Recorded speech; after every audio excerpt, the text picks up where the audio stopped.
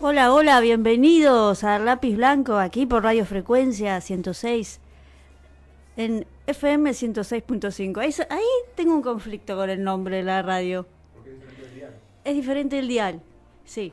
Hola, Daniel Barbayelata, ¿cómo estás? Buen día, Ana. Buen día, no. Buenas tardes, Ana. Yo estoy acostumbrado a los programas matinales, que Sí. se saluda buen día. ¿Estás a la mañana? Estaba, ya no. Ya terminó ese ciclo. Ya demasiadas cartas, documentos. Exigimos. Estamos gastando todos los ingresos de anunciantes en abogados, ¿viste? Entonces, Ya no cerraba. mejor ya no. Claro, bajaron la cortina.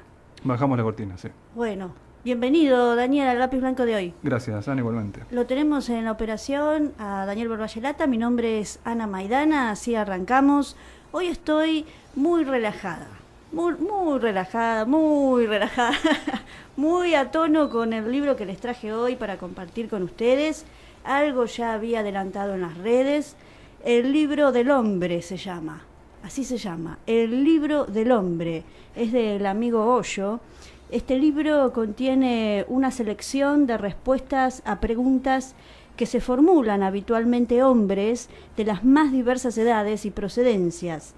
Y bueno, entonces aquí Hoyo recurre a estereotipos y entonces describe al Adán, al esclavo, al hijo, al homosexual, al marido, al político, al sacerdote, en fin, tiene varios apartados, a ver qué otro más. Hoy, digamos que seleccioné alguno que me llamó la atención, alguna historia, porque no solo responde preguntas, sino que también va hacia la metáfora, hacia algunos cuentos populares que los trae a modo de respuesta. Está bastante interesante este librito, el libro del hombre de Hoyo. Hoy vamos a conversar sobre esto. Les cuento que tenemos auspiciantes. Mirá cuáles son.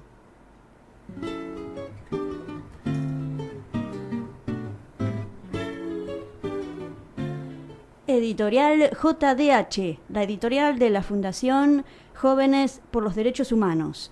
El teléfono 11 56 69 17 25. 11 56 69 17 25. Dirección de mail editorial@jdh.org.ar.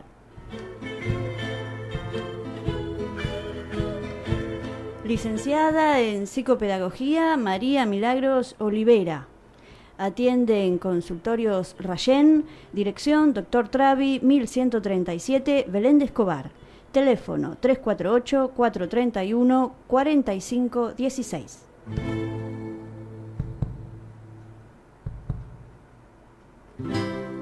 Panche Bar Carpe Diem, porque el mejor lugar y el mejor momento es aquí y ahora.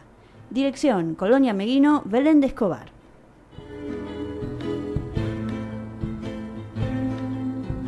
Depil Center, centro de estética, depilación definitiva y peluquería. O sea, es un centro de estética. Está divino este Depil Center, yo se los recomiendo, está en Mashuit, en la dirección. Sí, ahí te embellecen, te hacen un corte. ¿Te depilás, Dani? No.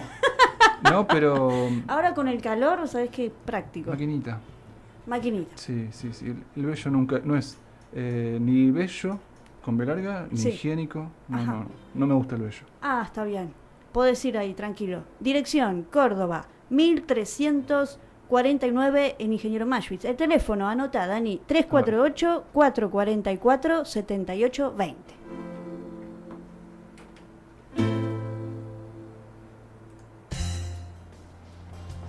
Cada vez me gusta más la cortina del programa. Cada vez me gusta más. Debe ser que viene acompañada de un cariño, ¿no? De un cariño que se manifiesta. Hay una asociación afectiva. Claro. Como los aromas o como la Magdalena de Proust. Sí. Es una memoria emocional. Emotiva, sí. Claro. Como les decía, vamos a escuchar una canción primero, Claro. Así ya nos relajamos un poquito con Radiohead y después les cuento de qué se trata el libro del hombre.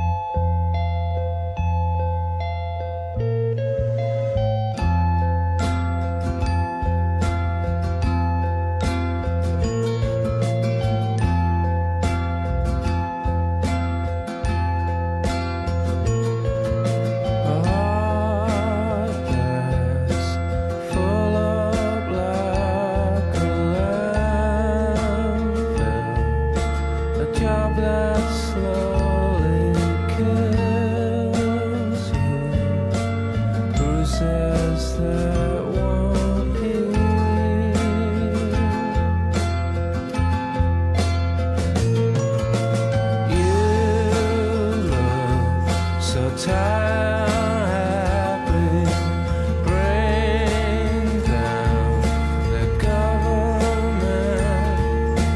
They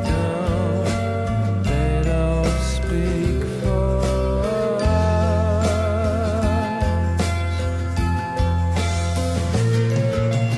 I'll take a quiet life, landship of carbon monoxide, and no alarms and no surprises, no alarms and no surprises, no alarms and no surprises.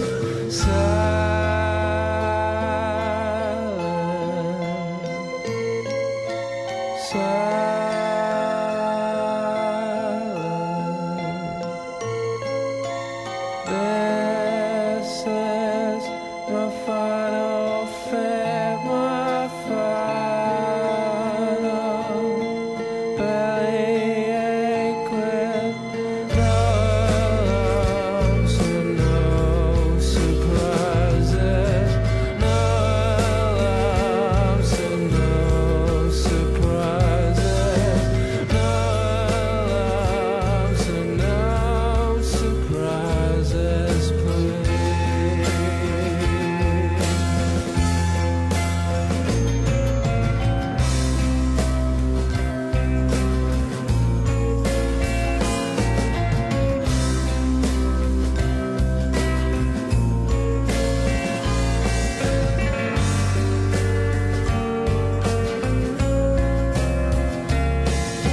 Such a pretty house and such a pretty garden, no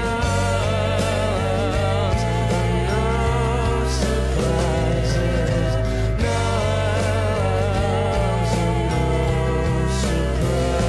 surprises, no alarms and no surprises, please.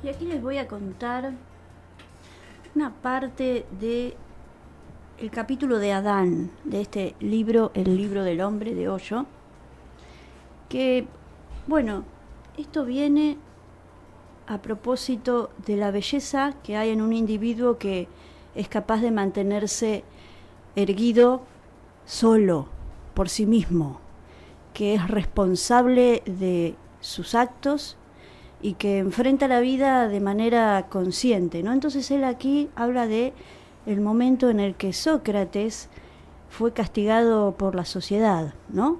Dice, es inevitable que las personas como Sócrates sean castigadas porque son individuos y no permiten que nadie les domine. Fue envenenado. Estaba tumbado en la cama mientras el hombre que tenía que darle el veneno lo estaba preparando. Atardecía. Era la hora convenida. La corte había decidido la hora exacta, pero el hombre lo estaba retrasando. Sócrates le preguntó, «El tiempo pasa, el sol se está poniendo, ¿por qué te estás retrasando?» Este hombre no podía creer que alguien que estaba a punto de morir fuese tan escrupuloso con la hora de su muerte. En realidad, debería estar agradecido por el retraso. Él adoraba a Sócrates. Le había oído hablar en la corte y había visto la belleza que había en él. Él solo tenía más inteligencia, ese hombre solo, tenía más inteligencia que todo Atenas. Quería retrasarlo un poco para que Sócrates pudiera vivir un poco más, pero Sócrates no se lo permitió. Le dijo, no seas vago, trae el veneno. Mientras se lo estaba dando, le preguntó, ¿por qué estás tan emocionado? Te veo tan radiante. Veo tanta curiosidad en tus ojos. ¿No te das cuenta? Vas a morir. Sócrates dijo, eso es lo que quiero conocer. La vida ya la conozco, ha sido hermosa, con todas las ansiedades y las angustias, pero a pesar de todo, ha sido un placer. Simplemente respirar es una gran alegría. He vivido, he amado, he hecho todo lo que he querido, he dicho todo lo que he querido. Ahora quiero saborear la muerte, y cuanto antes mejor. Solo hay dos posibilidades: que mi alma siga viviendo bajo otras formas, como dicen los místicos orientales. Eso es muy emocionante.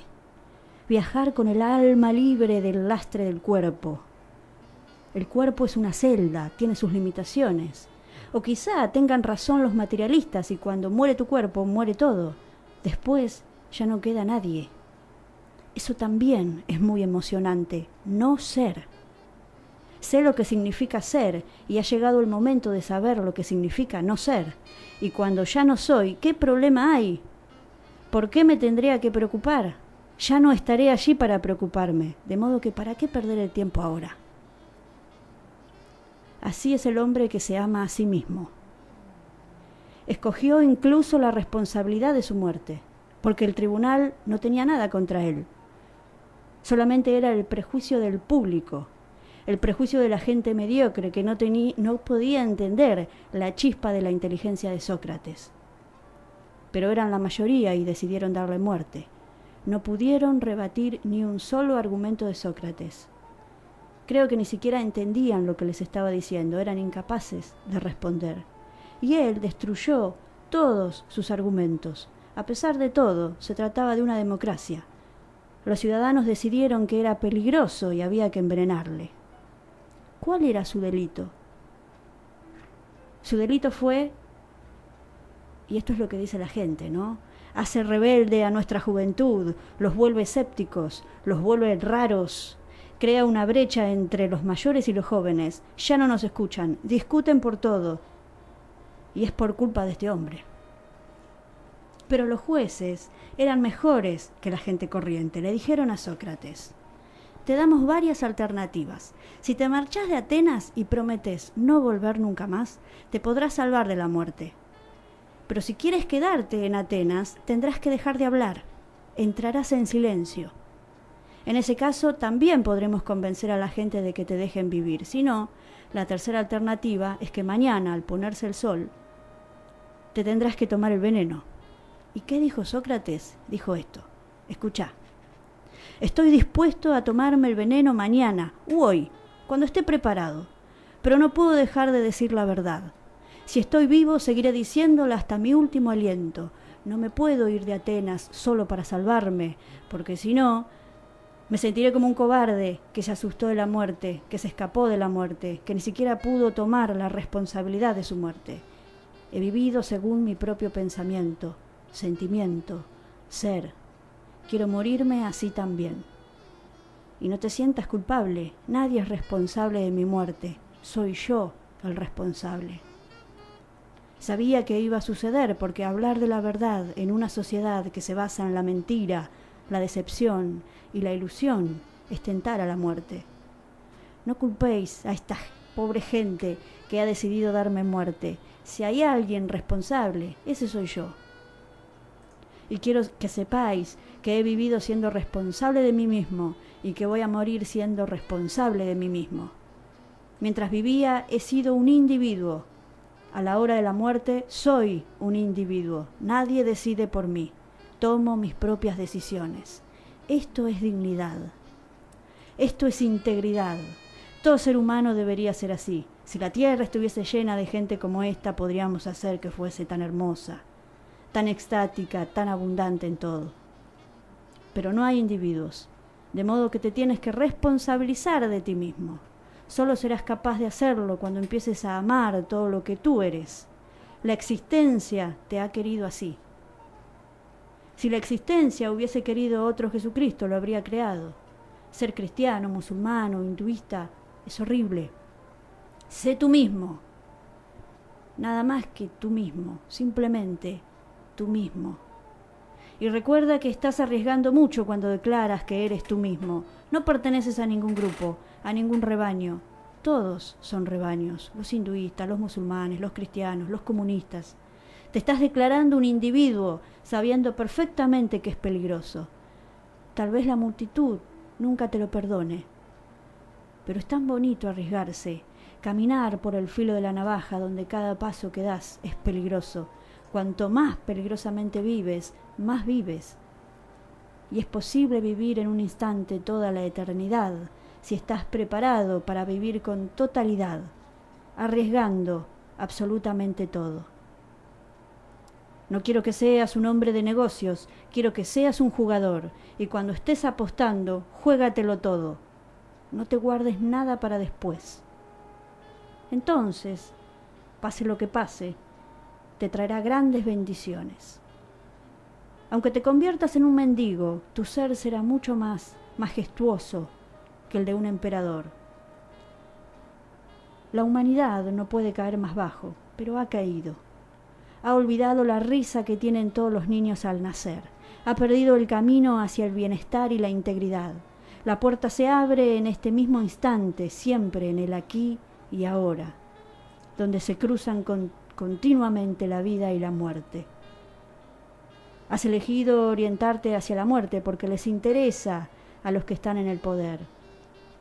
Y has olvidado que la vida va pasando mientras te ahogas en la tristeza.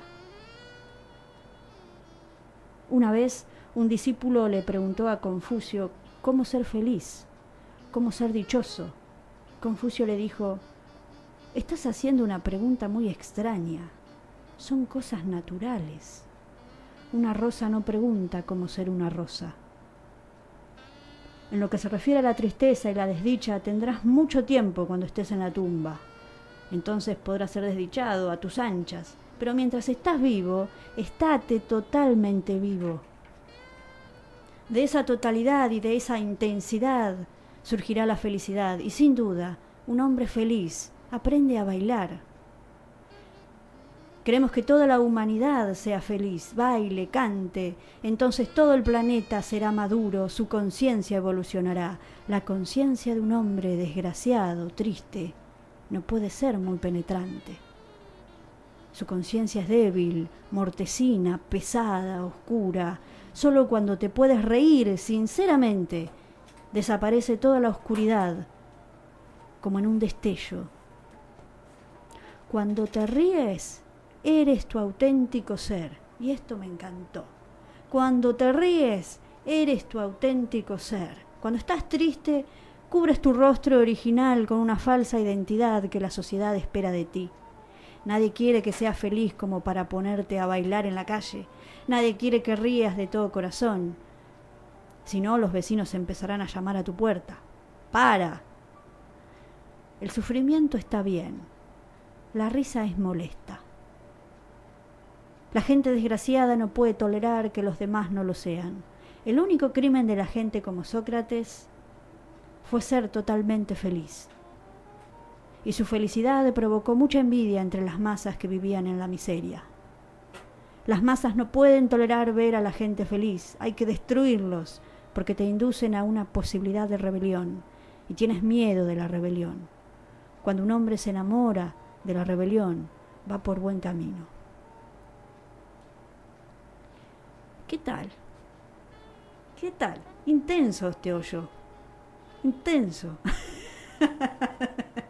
¿Qué decís, Dani? ¿A vos qué te sugiere esto? Varias cosas. A ver. Por empezar, desde la forma de concebir el sujeto humano en la antigüedad, en la ilustración y en el modo contemporáneo. Efectivamente, Sócrates fue apartado por corromper a la paideia, a la juventud de Atenas, pero ¿por qué? ¿Cuál es el sustrato, si querés, jurídico o moral por el cual la comunidad decidió excluir? Después Sócrates decidió que prefería la muerte antes que el ostracismo, a un sujeto así. Porque precisamente el ostracismo era una figura jurídica para los que sobresalían, porque le hacían mal a la comunidad. Es decir, aquel que puede, creo que era en la política, Aristóteles decía, si ustedes conocen a alguien que pueda vivir sin su comunidad, es dos cosas, o es un animal o es un dios. Entonces, por la salud de la comunidad, aquellos que están o muy por arriba o muy por abajo, deben ser separados de la comunidad, ¿no? Excluidos. Excluidos, corridos. Por eso el ostracismo. Te da una ostra que te dicen por qué te fletan de la comunidad. Después, durante ese tipo de gestos heroicos de los que aceptan morir con tal de saber, digamos que el compromiso de la verdad por la verdad, como el de Sócrates, va más allá de incluso de su propia aniquilación física, le encantó a la Ilustración, primero el Renacimiento, después la Ilustración, con ese mandato, ese imperativo kantiano, que es un poco el que resume el espíritu de la Ilustración respecto a la ciencia o a la facultad cognoscitiva, que es atrévete a saber, sapere aude, era el lema. El Kant lo toma de una moneda antigua y en su texto ¿qué es la Ilustración? Dice, bueno, la Ilustración es, entre otras cosas, esto, atrévete a saber. Bueno, paréntesis se puede hacer respecto a la biografía de Kant, que cuando lo apretaron por lo que había escrito se retractó y bueno, no era precisamente un valiente, no importa, no era un Sócrates. No se atrevía. No era un a saber. Sócrates. Claro, se atrevía hasta ahí nomás. Cuando ya le dijeron, che, esto pone nervioso, pone nervioso al emperador, dijo, bueno, no, pero primero está el Estado y demás. Y después, desde una óptica contemporánea, está esa especie de desarmar el sustancialismo del sujeto, ¿no? Porque hoy vemos, no sé, las canciones pop diciendo sé tú mismo. Hay un filósofo del siglo XX que se llama Theodor Adorno que criticando a Heidegger, al Heidegger de Ser y Tiempo, hablaba de la jerga de la autenticidad, porque una parte de Ser y Tiempo hablaba sobre el Dasein auténtico, el inauténtico, y hacía un poco de esta crítica de el ser que asume su destino finito y que vive auténticamente, y el que no, que vive, digamos, en la habladuría y demás. Que bueno, desde el punto de vista experiencial, uno lo ve, dice, está más comprometido con su propia existencia y con lo que cree, no. Sin embargo, después, con el giro de la filosofía en la segunda mitad del siglo XX, se critica ese antropologismo y el sustancialismo que subyace en él. Porque si, digamos, ya no es, ya la filosofía, el pensamiento estructuralista, qué sé yo, ya no ve al sujeto como el dato primero, que es una sustancia, en función de lo cual se construye una red y demás, que en definitiva también es el sustrato del pensamiento político liberal, ¿no? El individuo como el dato primero, después se suma el individuo despojado de mundo y despojado de comunidad, que después se suma en un contrato un atomista entre un montón de individuos para formar una comunidad, un país, lo que sea. Esa es la vertiente política. Entonces, la filosofía contemporánea critica el sustancialismo que hay en pensar que es el sujeto el dato primero, que vos estás armado así porque sos una sustancia y después tenés facultades a través de las cuales te vinculas con el mundo. No sé, Foucault, Deleuze, incluso estos de la escuela de Frankfurt, Foucault hablaba de la función autor, incluso hablando del autor literario, ¿no? Que en realidad es un cruce de textualidades, de textos, que no es, la subjetividad es algo construido históricamente, simbólicamente, como cualquier forma de sentido. Entonces desarma un poco este relato heroico del sujeto que se atreve a ser sí mismo, que se atreve a conocer. Sin embargo, mirá, yo entiendo lo que decís, Dani, y vos fíjate que esto sigue pasando hoy en día, en nuestro tiempo, pero sucede ahora de una manera más solapada, con otras estrategias, porque cuando surge una personalidad tan potente que tiene tanta influencia y que tiene estas ideas que pueden generar, que no le conviene al poder y que, en fin. Yo creo, esto no tengo cómo comprobarlo tampoco, pero sí hay muchas versiones de que, por ejemplo, a John Lennon lo mataron, Sí, la CIA. lo mató la CIA. O sea, siguen sucediendo Pero estas por eso cuestiones es- de es- aniquilar al sujeto. Este sujeto es peligroso por las ideas y por lo que Bueno. genera, la rebelión que genera. Entonces, lo que pasa es que yo pienso Pero que ¿por qué? antes eran más honestos, antes era más directa la Sí, cosa. te mataban. Y te lo avisaban directamente y Bueno, la gente lo decía pero ¿por qué, abiertamente. ¿por qué hoy el Che Guevara puede estar una remera Por supuesto. y hace 40, 50 años no? Bueno, porque justamente la construcción de la subjetividad a través de mecanismos muchísimo más complejos y que ni siquiera hay una mente atrás diciendo vamos a armar esta subjetividad, no, no es no hay un otro del otro, o sea, no es un tipo atrás en una oficina decidiendo esto, sino que son procesos anónimos en buena medida. Claro. Hace que el clima de época y lo que sea haga que las figuras descollantes, incluso las figuras revulsivas, las figuras que cuestionan el status quo, Que viene a revolucionar. claro, pero que cuestionen desde desde el pensamiento, que cuestionen Claro, desde el desde las porqué, ideas. desde el porqué de las cosas, sean inocuas. Ujú. Entonces, esa oposición al sistema se va asimilando al sistema. Por eso la forma de construir sentido va generando los anticuerpos para los agentes que la cuestionan. Desde el punto de vista, volviendo al punto anterior, el punto de vista vivencial y fenomenológico, incluso creo que lo hemos hablado en un momento fuera del aire, sabemos que pasa, por ejemplo, en los ámbitos laborales, que alguien que hace demasiado bien las cosas no está bien visto, y si lo pueden sabotear mejor porque ponen en evidencia a aquellos que no lo hacen tan bien. Bueno, ese es el hecho de Procusto, ¿no? Entonces, si sobresalís mucho, te corto la cabeza para que no cuestiones a través de tu propia eficiencia, por ejemplo, o lo bien que haces las cosas, lo mal que lo hacen los demás. Claro. Esa es una forma, digamos, en el nivel más de experiencia. Sí. Pero si uno se pone a pensar realmente la narrativa del héroe individual tiene mucho de romántico. Claro que sí. De romántico, y en un momento en el que el pensamiento concibe la construcción de la subjetividad de un modo mucho más complejo y anónimo que concebir al sujeto individual como lo primero, el dato inmediato, y que algunos de los cuales, vaya uno a saber por qué, están dotados de una capacidad y un compromiso hacia la verdad superior al de los demás. Pensémoslo, por ejemplo, Se va esfumando la fuente, y en estos tiempos con la tecnología y todo, ya no se sabe quién dijo qué cosa, ¿no? Porque la información va viajando de una manera tan rápida, y la información es de todos en un instante. Antes para que una idea viaje, había gente que tenía que escucharlo y que tenía que entenderlo y Hay algo que para mí trasladarlo. es fundamental, que es todo sentido es colectivo e histórico. Y ese sentido, con todas las vertientes, las contradicciones que tiene en un momento histórico, es el que construye las subjetividades.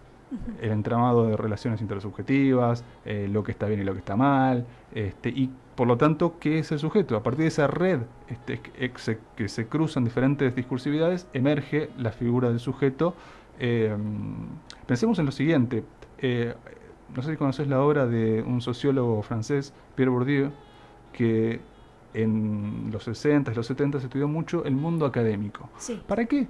Para desarmar esa narrativa romántica, individualista y burguesa, Sí. de que había gente, por ejemplo la clase media, Sí. sí, Sí. que era inteligente, era formada porque era así, por razón divina. Sí. Y otra gente que no, que era inculta, porque sí, porque era así, no sé, genéticamente, porque le gustaba y demás. Sí. Y él se pone a mostrar cuáles son las determinantes sociales, económicas, que hacen que una persona tenga gusto, entienda una pintura y otra no. Bueno, Sí. es porque tus padres se movían en un ambiente de relativa culturalidad y demás, después vos incorporaste el hábitus de frecuentar museos y demás, y no es que estás tocado por una varita, que vos sos un individuo que tiene afinidad por el arte y entiende un cuadro de Matisse, y otro que es un inculto y no sabe. Mirá. Entonces está determinado estructuralmente. Sí. Por eso se lo llaman estructuralistas. los Más o pensadores. menos. A ver. Mirá. Y porque tengo algunos ejemplos que pueden también hablar de este aspecto romántico del individuo. Mirá, por ejemplo, a propósito del arte, mi psicóloga, que de paso le mando un beso grande, Le mandamos los dos. le mandamos, gracias por su trabajo, me había contado una vez que había un chico en la isla que no había estudiado nunca dibujo, no había tenido ese aprendizaje, su familia no tenía contacto con el arte, no había manera, el chico no tenía ninguna fuente cerca suyo que podría haber alimentado su interés por el dibujo, por la pintura. Y pintaba unos cuadros alucinantes. Yo pienso, mirá, y tengo otro ejemplo también. Yo tuve el gran honor de conocer a un hombre maravilloso que estuvo personalmente cuando el Che Guevara vino aquí a la Argentina e hizo una reunión. Él estuvo ahí en esa reunión y él me contaba así, muy emocionado. En ese momento, hace un par de años, este hombre tenía 98 años, con una lucidez terrible, tenía una memoria impecable, y él me describía ese momento, y él decía que cuando el Che ingresó a la sala fue un silencio de tumba, y el Che comenzó a hablar durante 3 horas sin parar, 3 horas, y no voló una mosca. Porque su presencia era tal, tenía un espíritu y un carisma tan especial, tan encantador, la gente lo veía y era como que, ¿no?, caía hacia él, una presencia, una cosa espectacular. Y este hombre, él recordaba ese momento y me decía de esto, de que él lo había conocido de chico en Córdoba. Y era así. Conocía a la familia. Era un nene común, un nene normal, un nene que jugaba. Que después él, cuando lo vio ingresar, no podía creer esa transformación, no podía creer que esa persona era ese niño, ¿no? Yo creo, Dani, que sí puede ser que hay algo que nos, Digamos, esto que nos ayuda a formarnos. Tampoco es lo que estoy diciendo es que somos todos exactamente iguales, homogéneos y tenemos un No. código de barras tatuado en la nuca. No. Te quiero decir que la construcción de la subjetividad simbólica tiene mucho que ver con las construcciones de sentido históricas y sociales. Obviamente hay personas con mucho más carisma que otros, hay personas que tienen aptitudes naturales que sí deben tener que ver con la biología, hacia un deporte o alguna actividad Esas intelectual. personas son peligrosas porque tienen una libertad, lo que hablabas antes, ¿no?, de cuando uno no encaja en el circuito, no encaja en el sistema, ya sea por facultades superiores o porque o lo que sea. Generalmente cuando hay alguien que no está a la altura, lo hacen encajar igualmente funciona, ¿no? El asunto es cuando alguien sobresale, ahí está el conflicto. Ese es el conflicto, eso es lo que no se tolera. Fíjate en qué disciplinas no expulsan, el sistema, llamémoslo así, no expulsa al que sobresale. Por ejemplo, el deporte profesional. ¿Por qué? Porque es una máquina de generar dinero, el excepcional, el Maradona o el que sobresale en alguna disciplina. Es diferente en casos en que ese diferencial de capacidad, llamémoslo como quiera, no es una forma, no es un capital en sentido económico. Claro, no hay ideas ahí. Sí. Es una práctica social que no Pensá tiene que impacto en la mentalidad, en el accionar de Pensá la si gente. el fútbol fuera 100% amateur en todo el mundo, si surgiera un Maradona, un genio del deporte, y probablemente lo quebrarían cuanto antes, porque pone en evidencia las limitaciones de todos los demás. ¿Qué pasa? El Maradona o el que descolla en alguna actividad deportiva profesional sirve para generar mucho dinero. Entonces hay que cuidarlo. Hay que cuidarlo porque juega a favor del poder. Sí, exactamente. Ahí está. El asunto es cuando viene a hacer esa fuerza que confronta. Dani, Nos nos pasamos pasamos un la poquito. pausa. Sí, vamos. Dale, vamos a la pausa. Hacemos un stop. Inicio de espacio publicitario de verano 2019.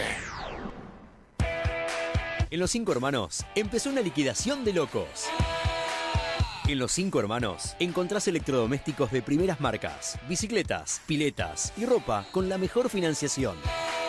En Los Cinco Hermanos, préstamos hasta 40.000 pesos en el acto, 12 cuotas fijas.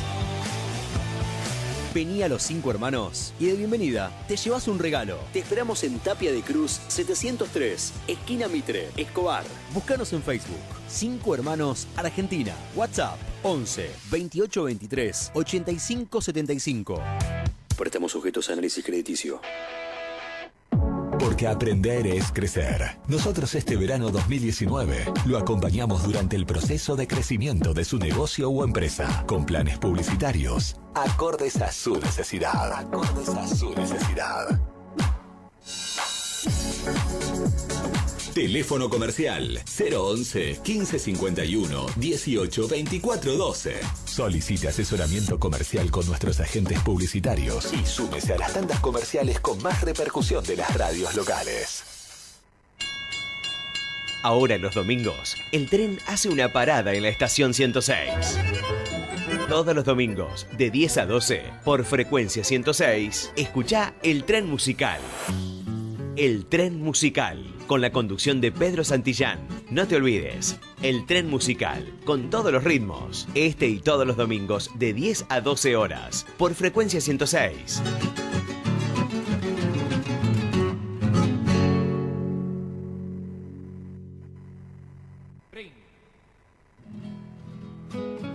A partir del domingo 6 de enero, de 8 a 10, vuelve Raíces de mi provincia, en su segunda temporada. Raíces de mi provincia, por frecuencia 106. Los domingos, de 8 a 10 de la mañana. Idea y conducción de un amigo, Mario Montes. Pido para esas almas que las bendiga nuestro Señor. Los esperamos. Que la falta de efectivo no te frene. Que la falta de efectivo no te frene. Ven a Credil, que conviene. Ahora en Credil podés llevarte un préstamo de hasta 80.000 pesos. 80.000 pesos. En el acto y con mínimos requisitos. Ingresá a www.credil.com. Atención Escobar, nos mudamos. Te esperamos en nuestro nuevo local en Rivadavia número 680. Credil, el mejor préstamo. Préstamo sujeto a aprobación de requisitos. AISA, Agua y Saneamientos Argentinos, Sociedad Anónima, informa que puede consultar el estado del servicio en su página web www.aisa.com.ar, sección Estado del Servicio, o comunicándose a la línea gratuita 0800 321 2482, todos los días, las 24 horas. AISA, Agua y Saneamientos Argentinos, Sociedad Anónima. Continuamos con los sonidos que te gustan. Fin de espacio publicitario de verano 2019.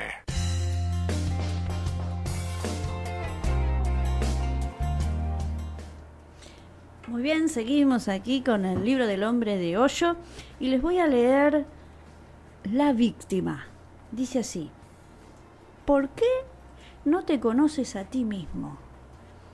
Y aquí otra vez llamo a la frase de Dani de recién, de conócete a ti mismo, esa frase que también está grabada ahí en las puertas del Olimpo, conócete a ti mismo. Y nos dice Hoyo: debería ser la cosa más sencilla del mundo y se ha vuelto difícil, lo más difícil.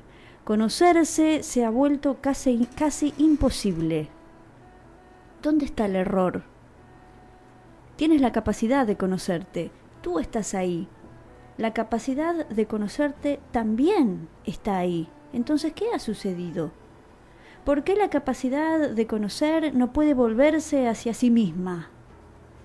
Solo hay un error, y a menos que lo arregles, seguirás sin saber quién eres. Y el error es que se ha creado dentro de ti una división. Has perdido tu integridad. La sociedad te ha convertido en una casa dividida en contra de ti mismo. La estrategia es sencilla. Una vez que la hayas entendido, puedes eliminarla. La estrategia consiste en que la sociedad te ha dado unos ideales de cómo deberías ser. y te los ha inculcado tanto que siempre estás interesado en el ideal cómo debería ser, olvidándote de quién eres. Estás obsesionado con el ideal futuro y te has olvidado de la realidad presente. Tus ojos están mirando al futuro lejano. En consecuencia, no pueden mirar hacia adentro. Continuamente estás pensando qué hacer, cómo hacerlo, cómo llegar a hacer esto. Tu lenguaje se ha convertido en un idioma de deber y convenir, mientras que la realidad solo consiste en ser. La realidad no conoce deberes o conveniencias. Una rosa es una rosa, no se plantea la cuestión de ser cualquier otra cosa. Y la flor de loto es la flor de loto.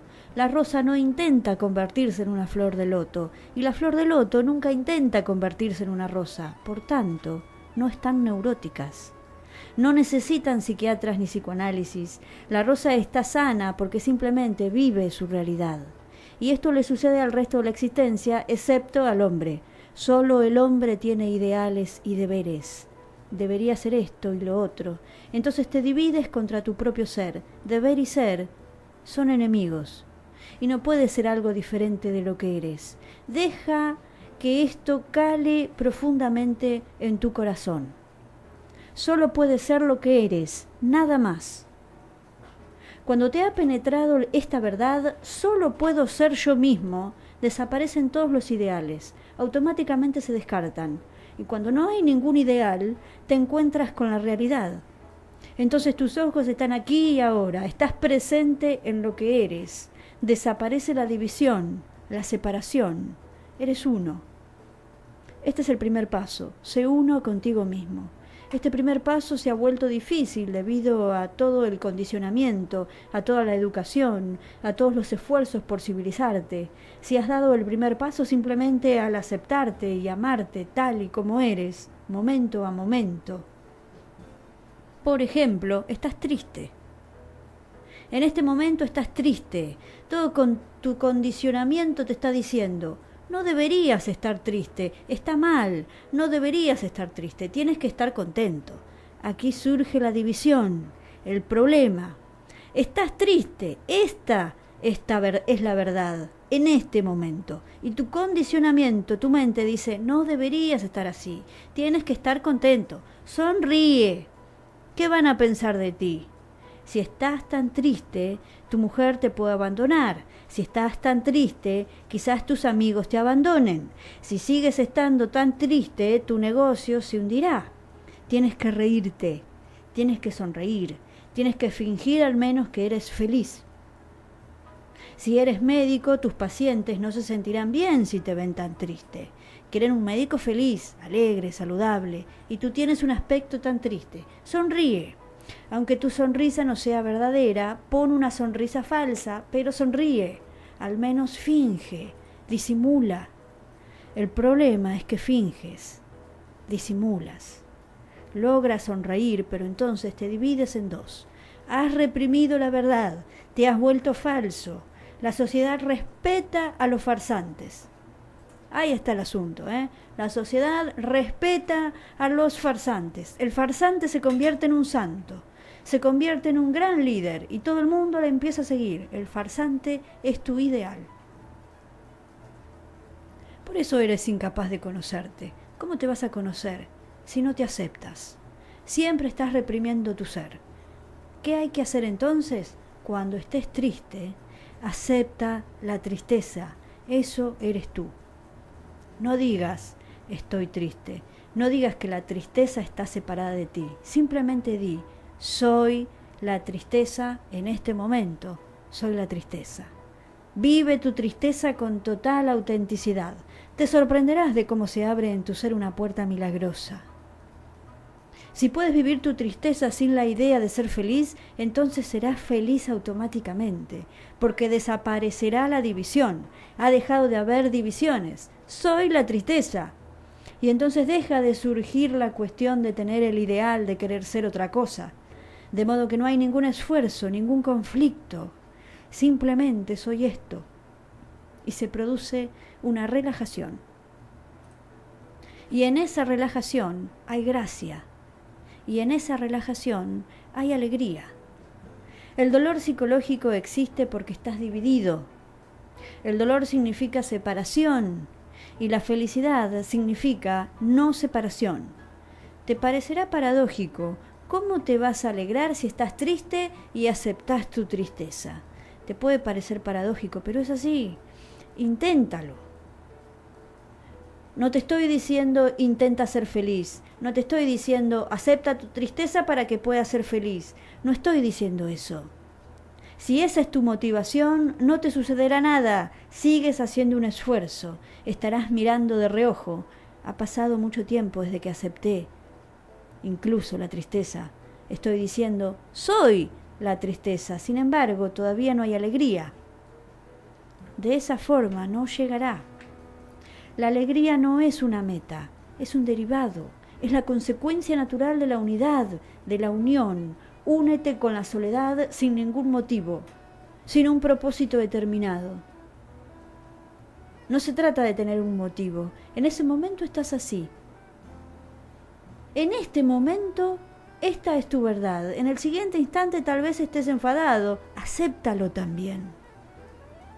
En el siguiente instante podrás sentirte de otra manera. Acéptalo también. Vive momento a momento, con una gran aceptación, sin crear divisiones, y estarás en el camino del autoconocimiento. Renuncia a la división. La división es el problema. Te enfrentas a ti mismo. Renuncia a esos ideales que te producen este antagonismo.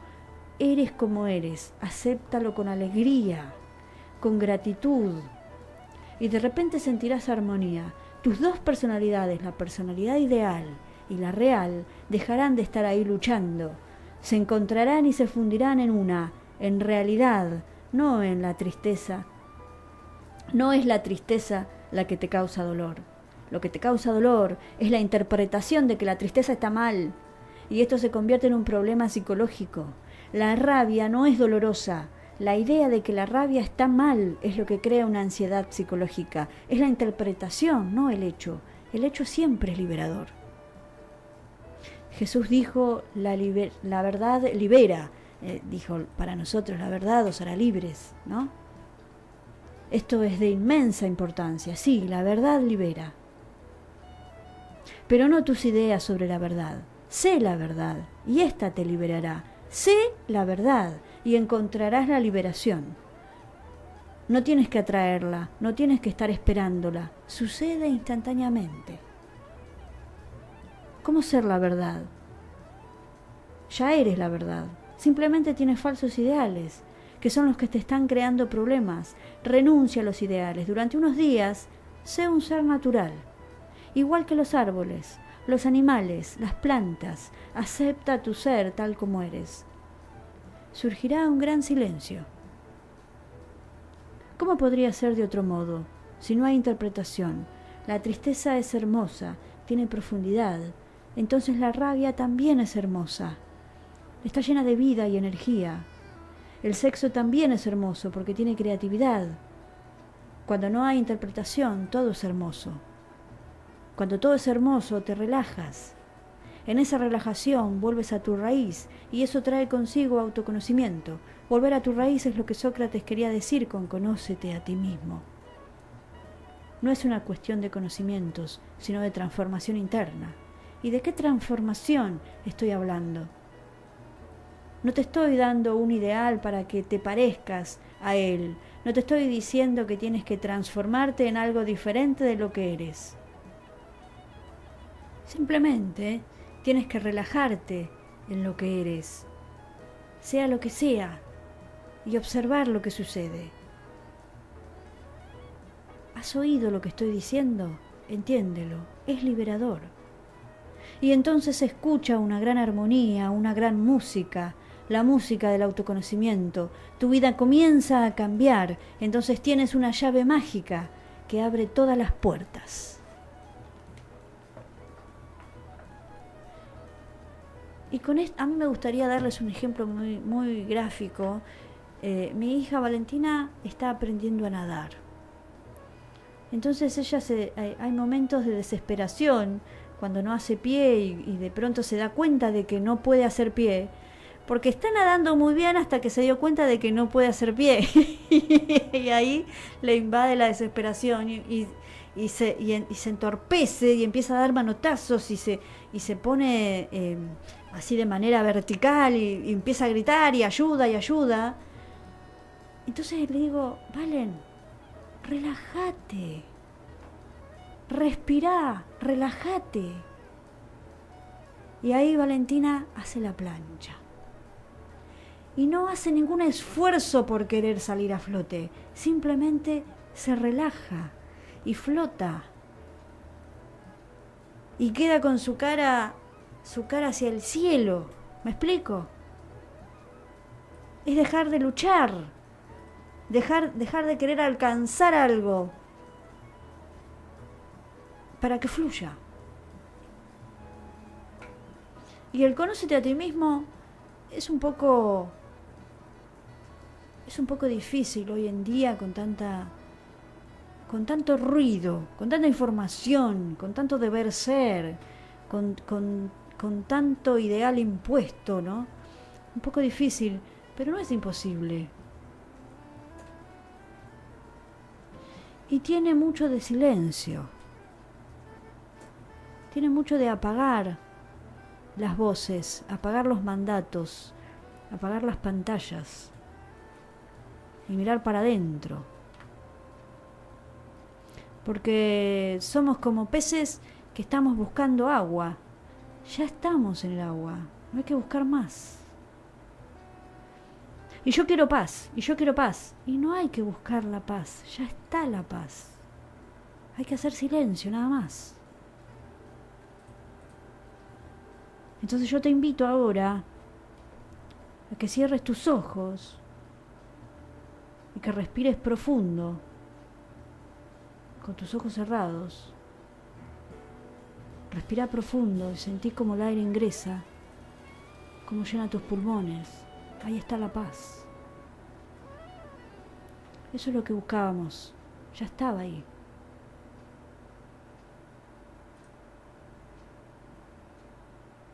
No hay que ir hacia ningún lado. ¿Qué te parece, Dani? Que no. Perdón, te la voy a trosquear. Cerramos el programa. Nos vemos el martes que viene. ¿Vos querés ser una piedra? ¿Querés una plantita? Porque lo que nos hace humanos es justamente el poder pensarnos. Y por lo tanto somos seres escindidos. Querer renunciar a eso es querer renunciar al carácter de ser humano. No, pero no dice no pensar, ¿eh? No se trata de no pensar. Como seres del lenguaje somos... creo que para mí es una fantasía hasta peligrosa. Sí. La imaginería de la armonía en general. La armonía, que una sociedad puede ser armónica o que el interior, llamémoslo así, de un sujeto puede ser armónico. No, si ese es el objetivo vas a estar frustrada porque no podemos ser armónicos, porque constitutivamente no lo somos. Somos negatividad pura, por lo tanto, como dice acá el amigo, una piedra que no se piensa a sí mismo puede ser armónica, pero desde el momento en el que entra en juego la representación ya es un plano diferente de lo real, como dice, y es inconciliable. Por lo tanto siempre va a haber un hiato, siempre va a haber la diferencia. Lo que constituye al ser humano como ser del lenguaje es justamente la diferencia, es que hay un vacío. Pero no es ser piedra, porque hay una interpretación, siempre hay una interpretación sobre mí mismo, y yo realmente pienso, Dani, que lo que genera conflicto es la frustración de no llegar nunca a ese ideal, o al no tener lo que yo te deseo. cito una frase de Cortázar para la misma onda. Entonces, el hombre no es un punto, es una flecha, siempre está apuntando algo. Exacto, siempre está apuntando, exactamente, pero esa interpretación de mí mismo, la interpretación que tengo sobre mí mismo, la elijo yo. Yo me cuento quién quiero ser, así como nos constituimos en el lenguaje. ¿Y vos pensás que se puede alcanzar una armonía a través de...? Por supuesto. No, eso para mí es... No sé a qué te referís con armonía. A lo que yo me refiero es que uno puede estar en paz consigo mismo, haciendo, Sí, digamos, haciendo se lo que le hace bien, lo que le gusta. Sin duda, ahí y se que- puede estar... No sé qué es lo que pensás cuando decís armonía. Yo no creo en la mente en blanco, yo no creo eso. No, no, la armonía es el no conflicto, la no diferencia, la sustancia unívoca, si querés, que no hay diferencia consigo mismo. Justamente el ser humano como ser de lenguaje siempre va a tener diferencia consigo mismo, diferencia de un ser que no lo es. ¿Por qué? Porque está... Pero es distinto estar en lucha con uno mismo que estar en lucha con el otro. No, es es lo distinto mismo, para eso. acaso es lo mismo, porque no hay diferencia. Si veníamos cuestionando la... Porque vos sabés qué es lo que... El conflicto viene cuando yo no acepto quién soy. Yo no acepto quién soy.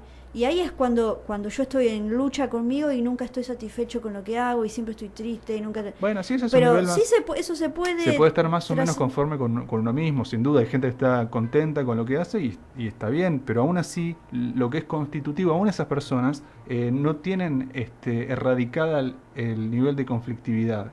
Constitutiva, aunque no sea atribulado, aunque no se esté fustigando la espalda, como otros.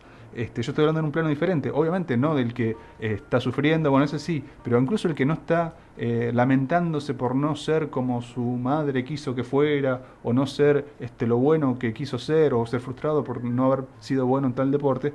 Al margen de eso, incluso los que están contentos, llamémoslo así, donde no hay un drástico choque entre el ideal de yo y el yo, no deja de haber dos planos, el ideal de yo y el yo, que puede llevarse mejor o peor, puede ser más o menos traumáticos, pero siempre va a haber dos. Porque el ideal... No, yo no creo eso.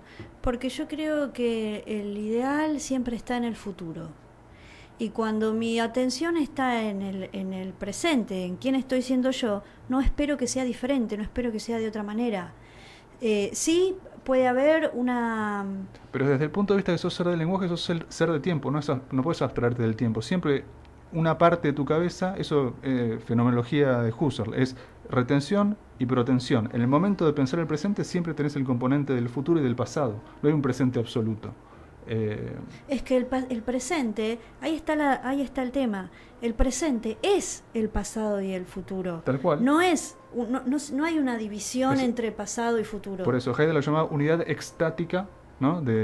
Entonces yo no puedo pensar en que el presente está ajeno a mi pasado. No. No lo puedo pensar así. De lo mismo modo con respecto Pero al futuro. yo puedo entregarme a este presente siendo consciente de que esto es todo lo que pasa.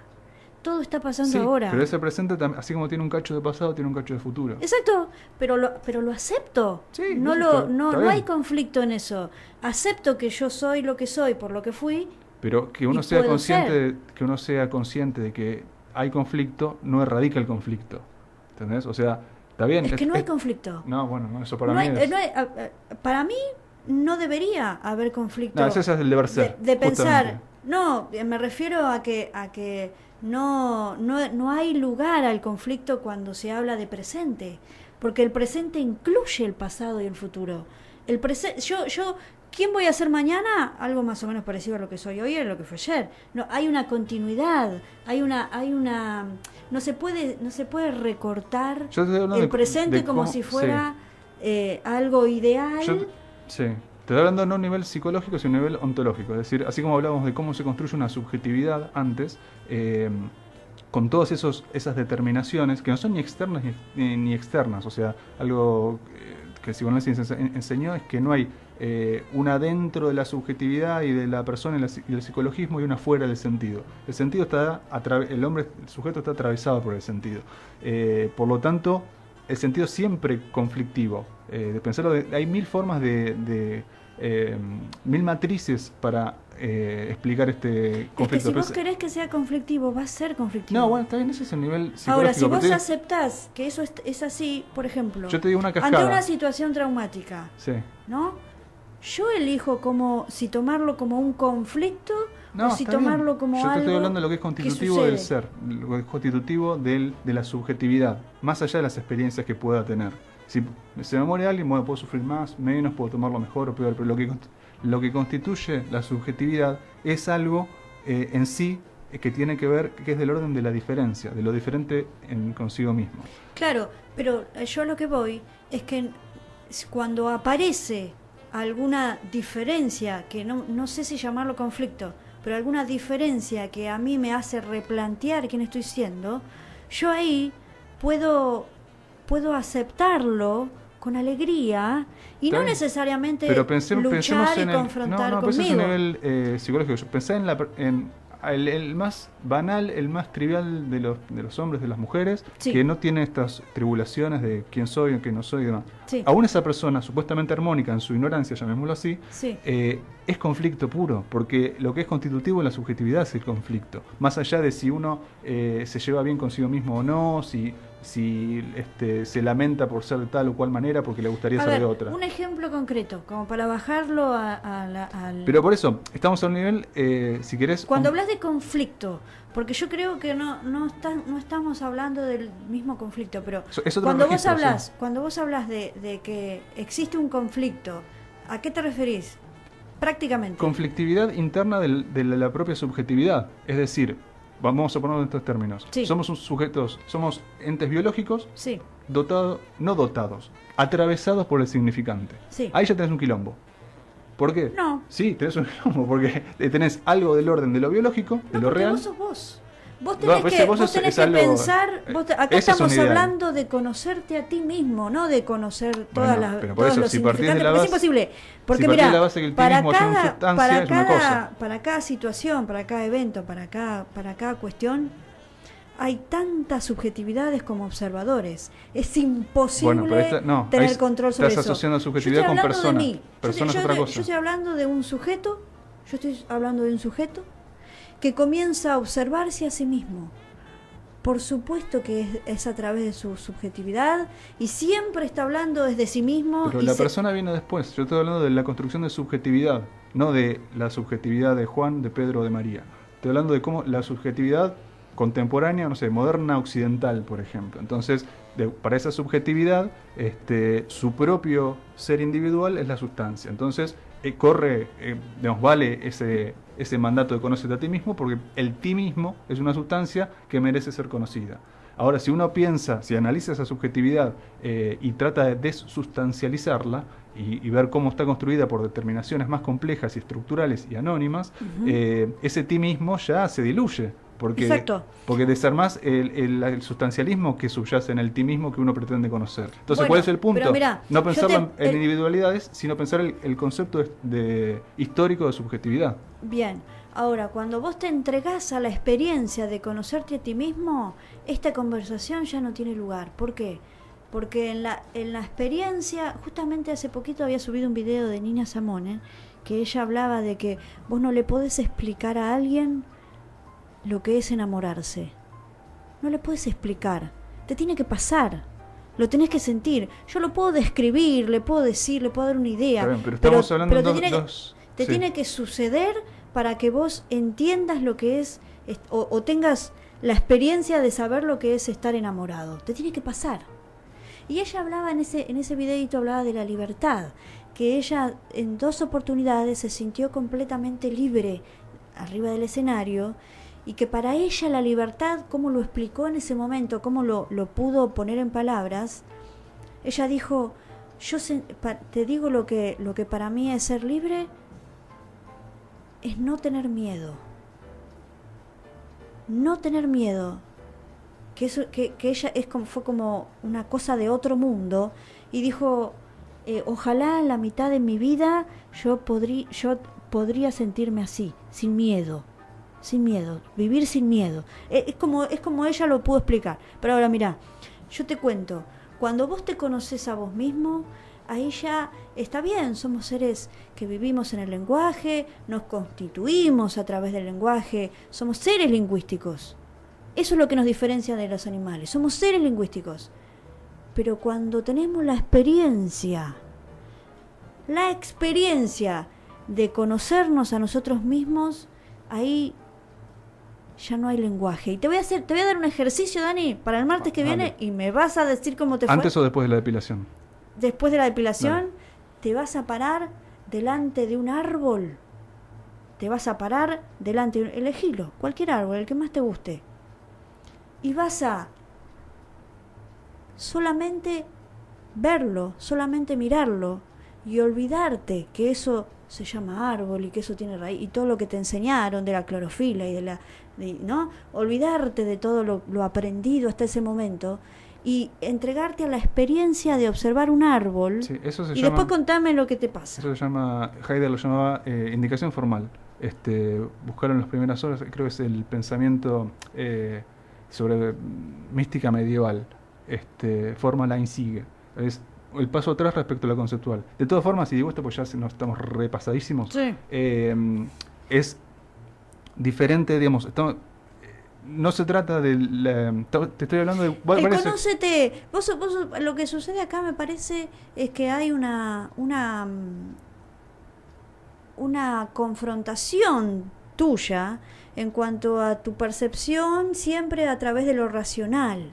Acá cuando te conoces a vos mismo hay que dejar de bueno, pero yo lo que estoy hablar cuestionando es el tanto. vos mismo. Bueno, el vos mismo, el vos mismo. el vos. El vos, cuestionemos el vos, porque en el conócete a ti mismo no está cuestionado el ti mismo. Ana, nos tenemos que ir. Nos vemos el martes que viene, nos encontramos aquí en Radio Frecuencia a las 19 horas. Chau, chau. Hacemos un stop. Inicio de espacio publicitario de verano 2019. Renovar los ambientes de la casa no es tan difícil. En Pinturería Takashima lo asesoramos por los materiales y le mostramos la línea más completa en pinturas, lacas y barnices para que usted decida. Así de simple. Pinturería Takashima, Ruta 25 y 25 de Mayo, Mateu.